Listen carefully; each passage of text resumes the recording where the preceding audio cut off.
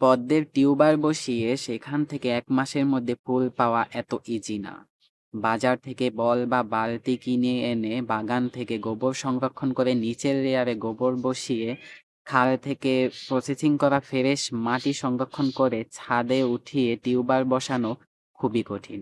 তারপর যাদের কাছে খালের মাটি নেই তাদের বাগান থেকে মাটি এনে গুঁড়ো করে মিডিয়া তৈরি করা অনেক সময় সাপেক্ষের ব্যাপার।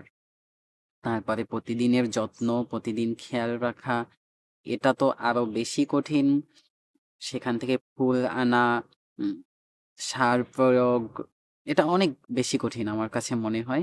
আমি যখন শুরু করব ভাবছিলাম তখন আমার কাছে খুবই ইজি মনে হইছে। আর সবথেকে বেশি কষ্টের হচ্ছে মাটি প্রসেসিং করা, বা আমি তো খাল থেকে মাটি আনি, এটা অনেক কষ্টের। খাল থেকে পানির মধ্যে দিয়ে মাটি তুলে সেখান থেকে বালতিতে করে বাড়ির ছাদ পর্যন্ত আনতে আমার অনেক বেশি কষ্ট হয়। এটাই বেশি কঠিন।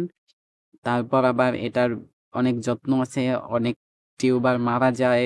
যখন টিউবারগুলো মারা যায় তখন অনেক কষ্ট হয়। যেমন আমার এখন পর্যন্ত একটা টিউবার মারা গেছে। আমি জানি না ইন ফিউচারে আরো কত মরবে আমি জানি না। অনেকেই বলে অনেক টিউবার মারা যায়।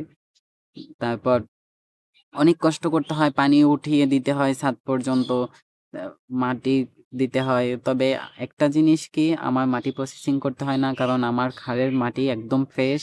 সেই ফ্রেশ মাটি আমি কিচ্ছু করতে হয় না। জাস্ট এসে বসিয়ে সাথে টিউবার বসিয়ে দিলেই হয়। মিডিয়া তৈরি করে প্রসেসিং এর জন্য কয়েকদিন রাখতেও হয় না। কারণ এই মাটিতে কোনো গ্যাস থাকে না, একদম ফ্রেশ থাকে। সবার জন্য আমার একটাই বার্তা, যদি খালের ফ্রেশ মাটি পাওয়া যায় তাহলে সেটাতে ১ দিনের মধ্যেই আপনারা টিউবার বসাতে পারবেন আর সেটা খুব ভালো হবে।